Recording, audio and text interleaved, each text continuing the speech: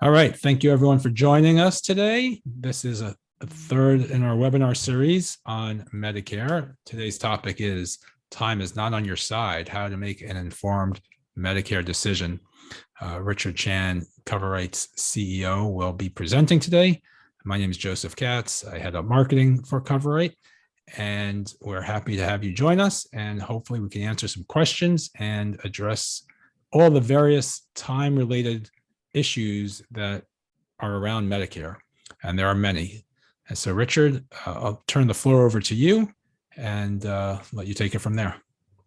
Perfect. Well, thanks everyone for joining today, and I apologize as my video is not cooperating with me today, but hopefully you can hear me okay. Like Joseph said, I'm the CEO and founder of CoverRight. Really excited to have so many of you join us today. And hopefully we'll be able to deliver a really engaging and informative session for all of you. So this is an educational webinar, so I don't want to take up too much of your time trying to introduce ourselves, but today's agenda, we're going to be going through a few things. One is a quick introduction to CoverRight. The second is just some of the different parts of Medicare before we go into actually the timing issues related around each of the parts of Medicare that you have to be aware of. And then we'll leave some time at the end for some Q&A. But before we start, you might be wondering who CoverRight actually is. So CoverRight, we are a technology startup. We are the first purpose-built digital concierge platform for Medicare. And our mission is very simple. We want to make Medicare as simple, transparent, and as accessible as possible for people like yourselves, as well as the 60 million other Medicare recipients in the US. And I'm really proud that we've assembled a really passionate team of innovators here who are really driven and excited by helping people make the best decision on their healthcare as they're coming up to their retirement. So what does this practically mean? At CoverRight, our platform has been dubbed the TurboTax of Medicare. It's 100% free, and when you use our platform and play around with it, you'll be able to search for things like your doctors, your drug costs, any extra benefits you're looking for within certain plans, and our platform will help recommend and optimize around the selections that you've made. We also have a sophisticated recommendation engine that will actually help guide you to the best combination of plans, something we'll talk a little bit about today as we go through the different parts of Medicare. Basically, how we work is we're 100% free. When you use CoverRight, you get one dedicated licensed agent end to end. There's no pre-recorded lines, there's no switchboards. Your agent is your agent, and we're here with you for the whole journey. And that's really it in terms of sharing what we do here at CoverRight. I'm sure at the end of this, Joseph will send an email out with some other details on our learning center and various other educational resources that we have on Medicare. So with that, let's dive into it. So if you are confused by Medicare, don't worry, you are not the only one. 73% of people say that the Medicare.gov website is hard to use, and 68% of people don't understand what's covered under the various Medicare options, and that's kind of what we're here for today. So to kick off today's session, I wanted to, and if you've been on some of our previous webinars, we've covered this before, but I wanted to walk through some of the different parts of Medicare before we go into the actual timing considerations. So there are basically two distinct options when you become Medicare eligible to take your Medicare coverage. The first is on the left-hand side, staying in the original Medicare program. So when you turn 65 and when you get your red, white, and blue Medicaid card, this is what you have by default. You have Hospital A and Medical Part B. Now, what you can do with that is you can get a standalone drug plan, which you must do in most circumstances in order to avoid enrollment penalties. And you can, at your option, purchase a Medicare supplement plan, which is the plan that helps to cover the gaps that original Medicare does not pay for. So original Medicare is not free. Part A has a premium-free portion, but there are out-of-pocket costs. You do have to pay out-of-pocket when you go to the hospital. And similarly for Part B, there is a premium. It starts at $170 a month. You have to pay that regardless, and there are out-of-pocket costs. And the key one being, if you ever go use a service, like seeing a doctor or anything outpatient, you have to pay 20% of the cost, and Medicare will pay 80% of the cost. And what this gap plan will do is basically help pay for those gaps that you are otherwise responsible for. The second option, and it's an alternate, and that's why we have the line down the center here, is Medicare Advantage. These are going to be the plans that you see on TV a lot. These are all in one bundled alternatives to original Medicare. So when you join a Medicare Advantage plan, what you are actually doing is you are proactively making the decision to no longer take your Medicare coverage directly from the government. You are taking it from the private plan that you were signing up with. What that means is that plan is contracted with the federal government to deliver you Medicare. And they can do a few things. They can dictate things like doctor networks, so you have to see certain doctors within a network. They can dictate the co-pays or the cost sharing that you have to share. So instead of the 20% co-insurance I mentioned earlier for Part B and some of the out-of-pocket costs for hospital, they will basically replace all of that with their own list of costs that you have to pay. Typically, the Advantage plans will come with drug coverage bundled, and they'll also come with dental, vision, and hearing. Now, the important thing to note is when it comes to enrollment periods and the timing of getting into a plan, Medicare can get quite complex because there's really three different areas that you have to be aware of. The first is, when can you get into your default A and B? So original Medicare A and B. You'll need this in order to enroll in any other type of private supplemental coverage.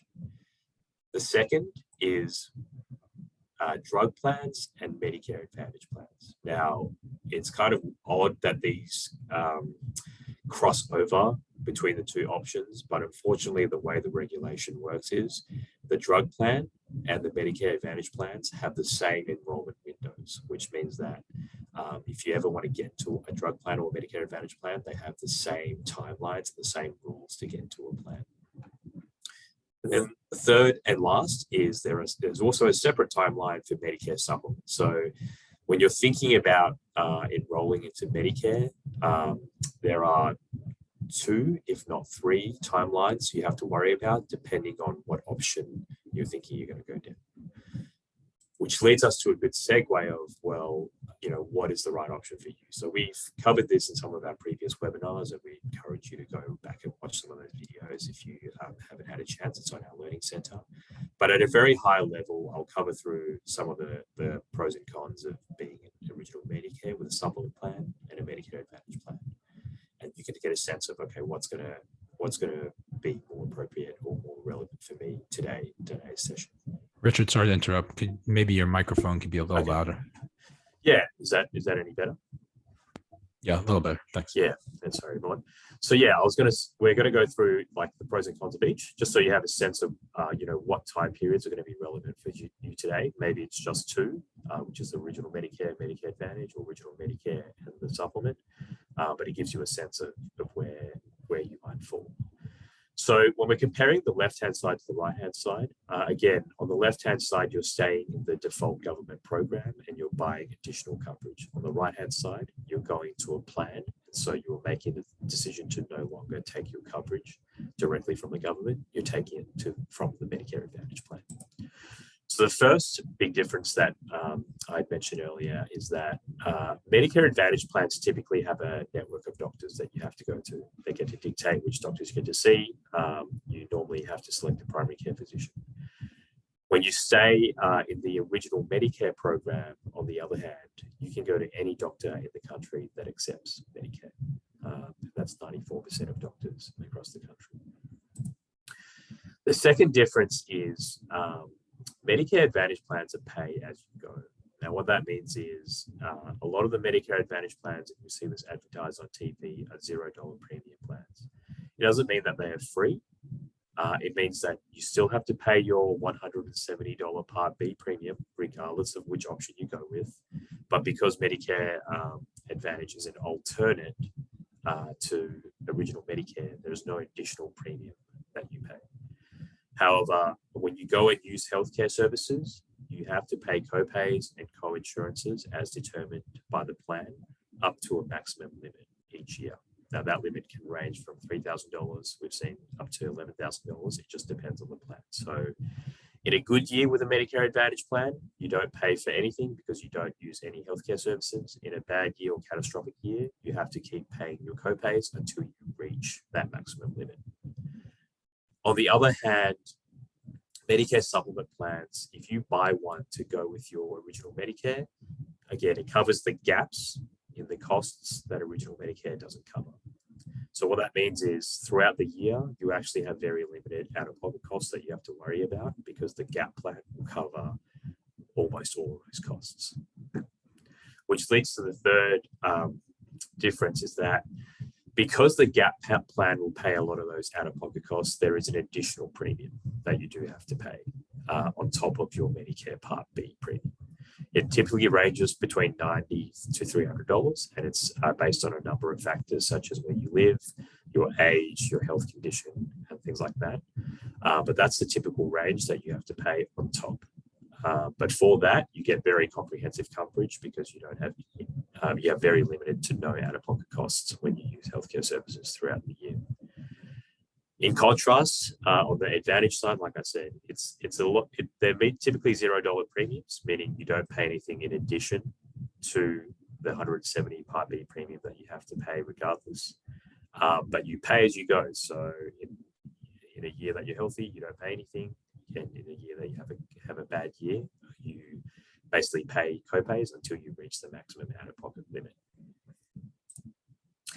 Now, the last difference between the two is, unfortunately, when you stay in the original Medicare program, it doesn't come with extra benefits such as dental, vision, hearing. You also will have to get a separate drug plan, standalone drug plan. Now, those can be relatively affordable, but it is an extra cost that you have to get. Whereas on the Advantage side, a lot of them will bundle in drugs, dental, vision, and routine hearing services as part of the plan. So to summarize it, in terms of a supplement versus an Advantage, a supplement, if you want peace of mind and are happy to pay the higher premium each year, then it's great coverage because you can go to any doctor and you don't have to worry about your out-of-pocket costs when you use healthcare services, but you have to pay the premium. On a Medicare Advantage plan, you can save money up front. There's no additional premium. If you're relatively healthy, then you might not even have to pay anything on top of your Medicare, $170 each month. And however, in a bad year, you are sharing costs up to that maximum out-of-pocket limit. So that's the differences between the two. Now, we had mentioned earlier that enrolling in these plans, each of them has their own timeline. And I had previously outlined that original Medicare has got its own timeline. The Medicare Advantage and the prescription drug plans have their own timeline, and the supplement plans also have their own timeline. So, as you're thinking through what's relevant to you, you probably first have to decide, okay, am I a supplement person or am I a Medicare Advantage person? And that will help you through this session in terms of what's relevant to you. So in today's, presentation, what we were going to cover is we're going to cover 5 key periods that you need to be aware of as you're coming up to Medicare enrollment or Medicare eligibility. And we'll go through some of the details on each of these and we can answer any questions at the end. But the first period is your initial enrollment period. And so most people will know what this is at a high level. This is the first time you become eligible for Medicare when you turn 65. So the initial enrollment period is the 7-month period around your 65th birthday when you can enroll in original Medicare A and B. And what that means is when you sign up to Medicare during this period. Sorry, Richard, people are having trouble hearing you again. Okay, sorry, can you hear me now? Say it again. Can you hear me now? hear you. It's just coming through a little soft. Okay. Let me. How about now, Joseph? Yeah, it's a little better. Okay. And so the initial enrollment period is the 7-month period around your birthday when you can first sign up for Medicare. During this period, it means you can enroll in A and B. Typically, most people will sign up in the 3 months prior to their 65th birthday. And if they do that, your Medicare A and B will start on the first of the month of your 65th birthday. We have a little schedule here on what happens if you apply during the month of your birthday or after the month of your birthday. There is normally a slight delay in that coverage signing. If you join during the month of your birthday, it will start the next month. If you join 1 month after you turn 65, it actually starts 2 months after you sign up. So there's an extra couple of months after you sign up.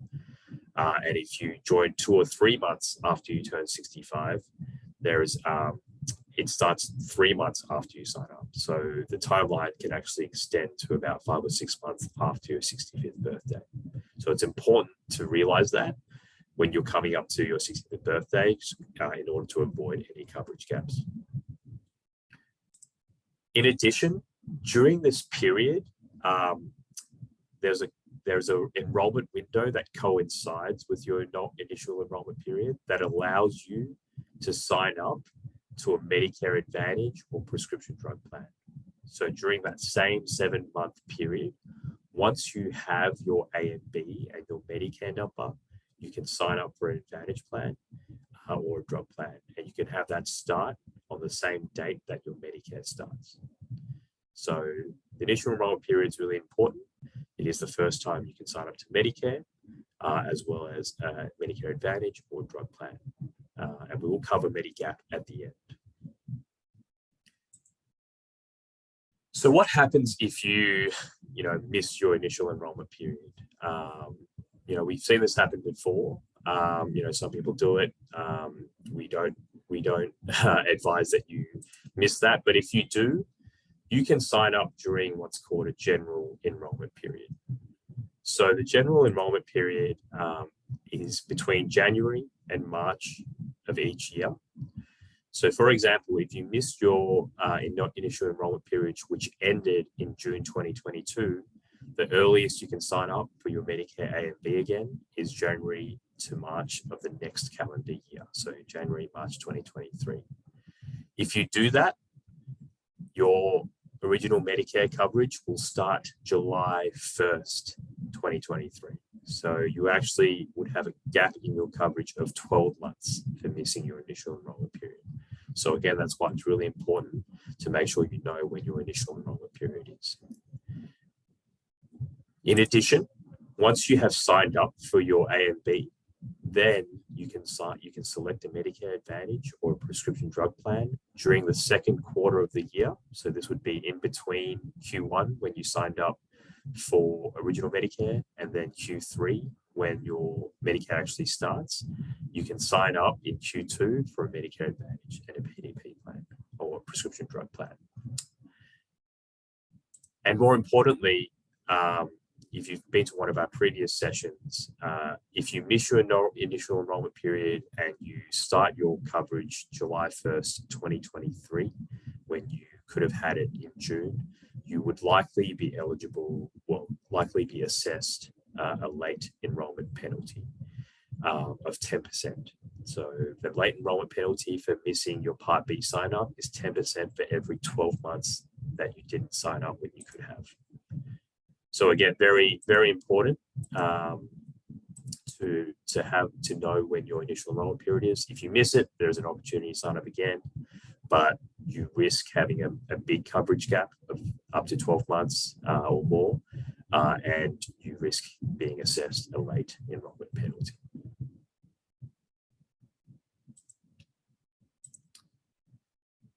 So what happens if you are still working? So again, we covered this in one of our previous sessions as well, but if you are still working, you are actually allowed to defer Medicare until you retire without any penalties. There's various rules around that. I won't go into the details, but it is available in our Learning Center as well as some of our other webinars. But if you are leaving group insurance, then you have an 8-month period to sign up for Part B after you retire. So after your work coverage finishes, you have an 8-month period to sign up for Part B. It's called a Special Enrollment Period. Special because it doesn't fit in any other window that is considered more general for the broader Medicare population. And so you have an 8-month period to sign up for Part B. The effective start date will start the first of the month after you apply for Part B.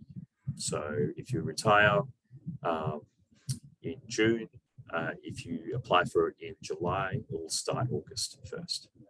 Is the way that it will work. And so you have 8 months. But what's actually more important is you actually only have 60 days after you retire to sign up for a Medicare Advantage or a prescription drug plan. Now, again, it's because the Advantage and the prescription drug plans run on a different timeline. Again, we have the 3 groups of enrollment windows.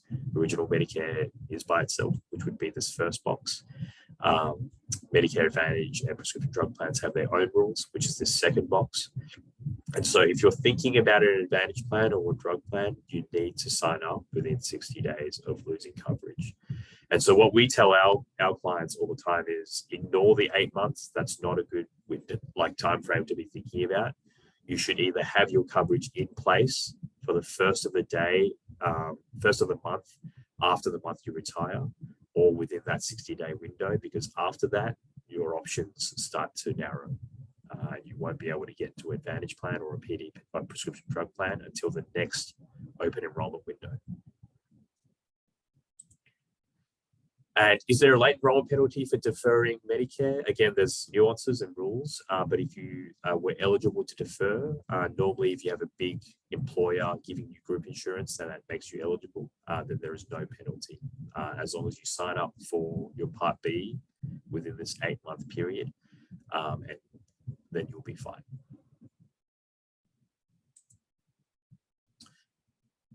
Now, special enrollment periods don't just refer to retiring. That is the most popular type of special enrollment period, but there are a few other ones that we see quite often. One is switching to a 5-star plan. So the CMS, which is the regulator for Medicare, gives out star ratings for plans. If there happens to be a 5-star plan, the stars are based on things like member experience, member complaints, how healthy they keep their plan members. Then you actually have the option to switch into that once at any time during the year. That's one that's very common. This is if you've already been in Medicare and already in a Medicare Advantage plan or in original Medicare. The second common one is, people who are moving. It's obviously very common to move from one state to another after you retire. If you are moving and you are already in a Medicare plan, you have a window that begins the month before the month you move and continues for 2 full months after you move. So it's a 3-month period around when you're moving. You'll have to notify your old plan that you're leaving, and you can enroll in a new plan in your new area for the Medicare Advantage or prescription drug plan. And the last one, which might be relevant for some people, is if you are on Medicaid or if you're getting extra help, which is federal assistance with your prescription drugs. Medicaid is typically for people with limited income and resources. If you are eligible for Medicaid, you can actually switch plans once every quarter if you want to. We obviously don't recommend that. It's not good to be switching plans all the time, but you are able to switch once a quarter, and that's a special rule for people who have limited income and resources. So the next period I want to talk about is the annual enrollment period. So you sign up to Medicare A and B, you've selected a Medicare Advantage plan, for example, or prescription drug plan. When can you next switch plans? The next time you can switch plans after you first join up is the annual enrollment period, which happens in the 4th quarter of every year. It starts October 15 and runs to December 7. You can switch plans during this period. You can basically do anything. You can go from original Medicare into a Medicare Advantage plan. You can go from a Medicare Advantage plan back to original Medicare. You can switch between Medicare Advantage plans. This is the period where if you want to make a change in coverage, you can do it. The change in coverage will go in effect January 1st of the next calendar year. So for example, when we go into the annual enrollment period this year for 2022, you'll be making a decision to change your plan for a January 1st start date of 2023. Now, the next one here is the Medicare Advantage open enrollment period. And what we go through here is if you are on a Medicare Advantage plan between January 1 to March 31 of a calendar year, so you started the year in a Medicare Advantage plan, you are eligible to switch your plan once during this 3-month period to another plan. So you can enroll in a Medicare Advantage plan as of January 1, switch to a different Medicare Advantage plan, or switch out from your Medicare Advantage plan to a Part D drug plan or back to original Medicare. And this only applies to people who are on Medicare Advantage as of January 1. So it doesn't apply to anyone else. And the reason for that is, people make a selection in the previous enrollment period, annual enrollment period between October 15 to December 7. They don't get a chance to test their plan until the first quarter of the next year. And so what the government gave was a special enrollment period where people on Medicare Advantage plans can test out the plan, see if they like it. Maybe, it didn't cover their doctors, or their doctors for some reason didn't say that they're not working with that plan anymore and they have to move out. That's the period to switch.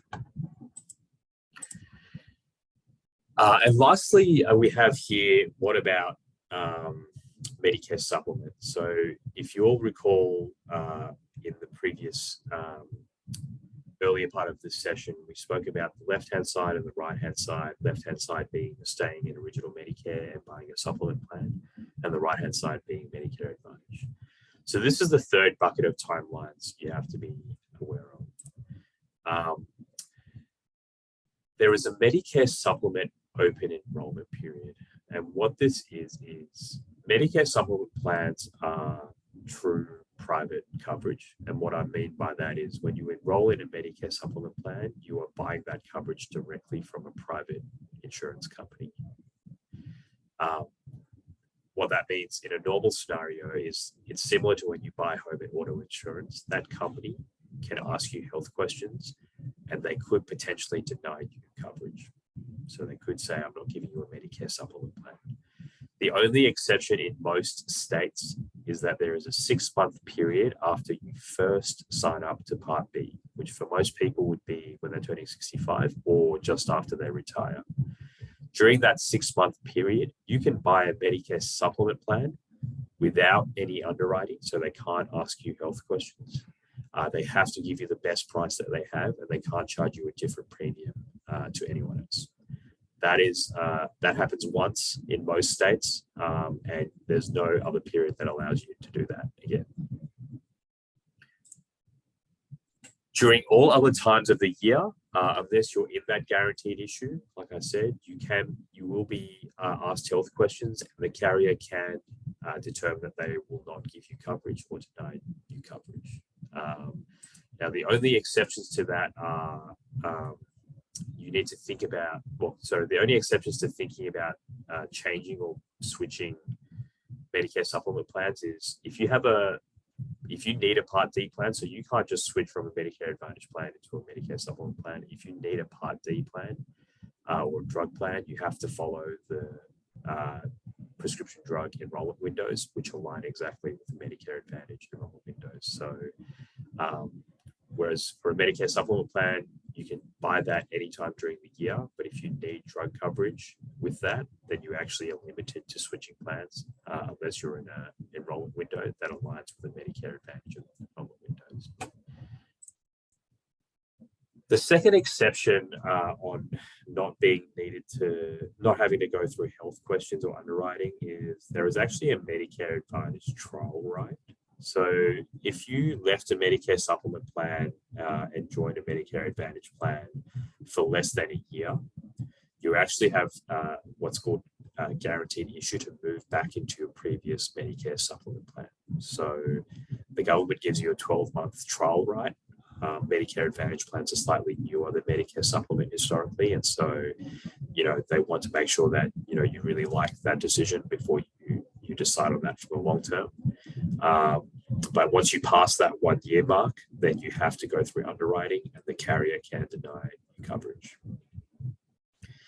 The other exceptions is there are some states that have continuous issuance, means that a carrier cannot deny you coverage, but they can charge you a higher price. So it doesn't mean that you won't be penalized for having health issues. It just means that they must issue a policy, but you might be charged a higher price. And the states most common for that are New York, Connecticut, and Massachusetts. And the other exception is if you are in California, they also have something called a birthday rule, where you can a plan has to accept you if you are switching plans around 30 days around your birthday. After your birthday, they have to accept you as well. So those are some of the few exceptions. But if you're thinking about a Medicare supplement plan, it's important to know the Part B start date again, so you know when your open enrollment period is, as well as whether you need the drug coverage, because they will sometimes determine whether you can actually switch into a Medicare supplement plan or not. So with that, that's the end of the presentation. I'll hand it over back to Joseph. Excellent, Richard. Thank you. If you want, you can throw up the next screen. I do have some questions here. And if anyone has additional questions, please drop them into the chat or the Q&A. So Denise asks, her husband is 66. He's still working for a state employer and has not applied for Medicare Part A. How does that work? He's planning to retire this August. Yeah, so like I mentioned earlier, your husband is probably will be eligible to defer A and B without any penalty, because he's still working and he's getting coverage from his employer, which is a large employer. He can basically apply for A and B for an August 1st start date and notify Social Security that he wants his A and B to start on that date. More generally, if your husband was turning 65, when he was turning 65, he actually could have probably signed up for Medicare Part A as well. There's no downside to necessarily not signing up to it, but if you have Medicare Part A, you're eligible for premium-free Part A. So most people can get Part A with no premiums if they've worked at least 10 years and paid their Medicare taxes. Part A will just act as a supplemental coverage behind the employer coverage. So most people who are working past 65 will typically get the Part A for that exact reason.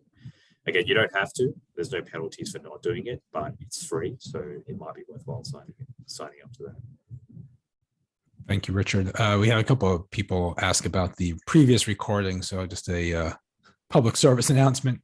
I will make sure everyone gets a copy of this recording plus links to the previous recordings so that they can watch them.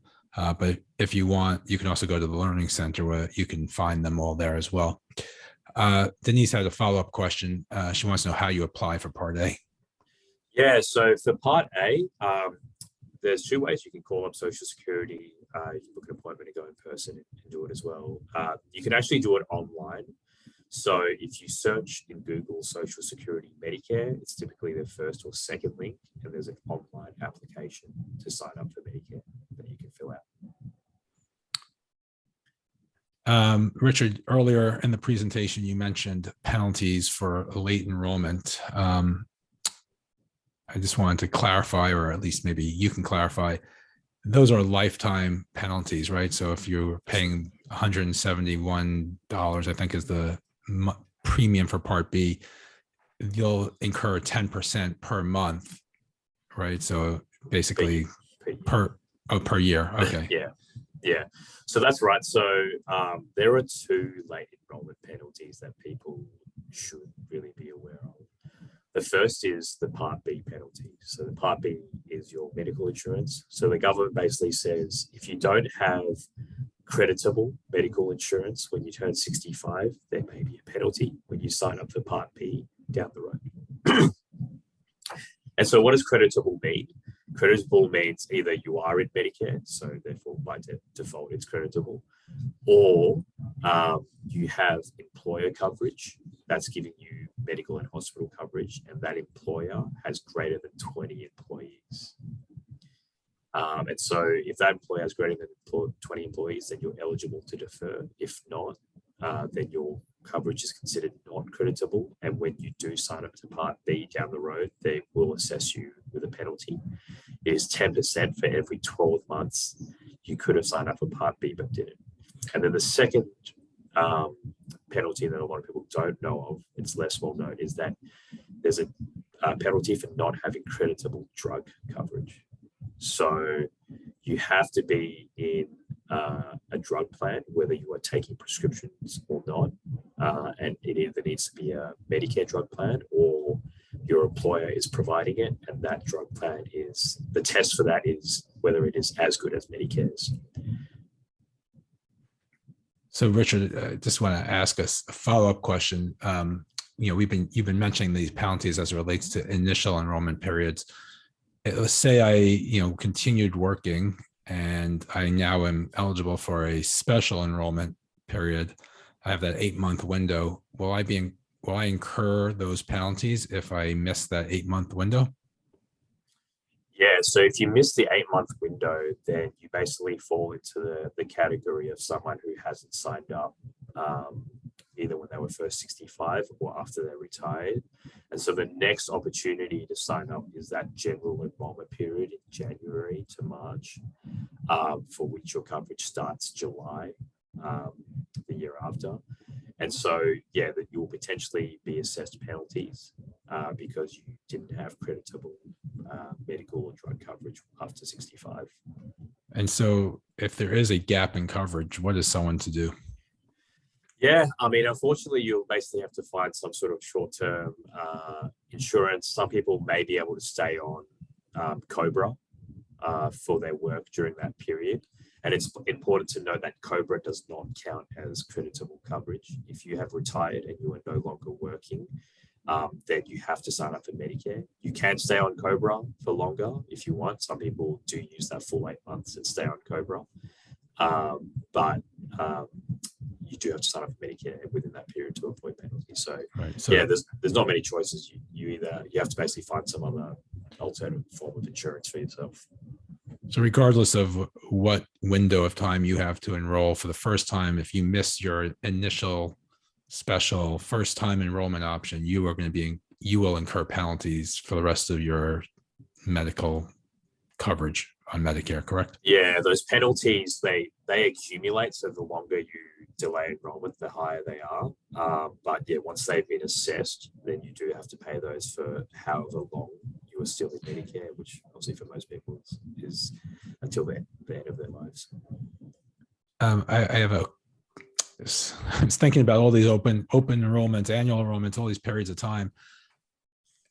The initial enrollment and open enrollment can overlap, but I can only participate in open enrollment if I'm already enrolled in Medicare. Is that correct? That is correct. So if you are turning 65, well, actually, that's not true. You can overlap across both. So if you started your plan on January 1 because you used your initial enrollment election, so you just turned 65, for example, in December, and you picked that Medicare Advantage plan to start January, then you can actually switch during that. So it's possible you can, I wouldn't say you can manipulate the window to make sure you get the coverage as soon as possible, right? Because the start dates are different. Yeah, it depends on which windows you're using. There are situations where there's two windows. So like a good example right now is I have a client who is turning 65. She was actually eligible for Medicare before she turned 65 through disability. Mm-hmm. So she had two enrollment periods. One was she was turning 65, so we could pick her start date to be the first of the month of her birthday, which would have been August 2022. But that client was actually also eligible for Medicaid So she had state income, low income assistance, which meant she had enrollment period each quarter. So in that case, we actually used the Medicaid eligibility and got her into that plan for a 6-1 start date instead of an 8-1 start date, which would have been. So there are some unique situations where Yeah. not the majority of people, but some people may have the opportunity to get coverage sooner than later if they use the right window. That's one of those situations where you really need to understand the Medicare system and the different dates so that you choose the right window to apply through, correct? Yes, that's right. Yeah. So I have a question here from Joan. She wants to know what the deal is with Medicare if you worked for the federal government. She's been under the insurance coverage through the government since she retired June of 2021. She's turning 65 this September. So I guess the question is, does she need to transition? Yeah, so if you've already retired, I assume you're maybe already taking Social Security as well. More generally, what happens is they'll ask you to sign up for Medicare when you turn 65. The question normally is whether you have to proactively do that yourself or you automatically get signed up. Now, you will automatically get signed up if you are already collecting Social Security at least 4 months before you turn 65. So they will automatically send you that red, white, blue Medicare card. If you haven't, then you'll most likely have to proactively go and sign up to Medicare through Social Security. But what you'll find, Joan, is the government will probably ask you to sign up to Medicare when you turn 65. Richard, you said something which triggered a question. If the date that matters is the date that I apply, not the date I get my card, right? Yeah, that's right. That's right. So it's the date that, for that initial enrollment period, for example, if you apply the last 2 or 3 months of your initial enrollment period, it doesn't actually start until 2 or 3 months later. Right. But you won't be incurring penalties because you have applied during that window. Right. Yeah. Joan said she is on Social Security, so it sounds like she'll get the card automatically from the government. Yeah. Yeah. So if you don't have that, Joan, I would say so in the 3 months coming up to your 65th birthday, if you don't have it within the first month of that, then I would just call them up to make sure that it's coming. Yeah, she's turning 65 September 30th. So I guess this summer, keep an eye out for that card. I think that was all our questions right now, Richard. I appreciate your insights, fielding these questions. Thank you, everyone, for joining us. I will make sure that everyone gets an email with a link to the recording, as well as previous recordings and to some of the information we have available on our site. I encourage everyone to check out learning.coverright.com and drop us a line at hello@coverright.com if you have any follow-up questions that you prefer to deal one-on-one with the team. And we look forward to working with you in the future. Richard, have a great day, and thank you, everyone, for your time. Thanks, Joseph. Thanks, everyone.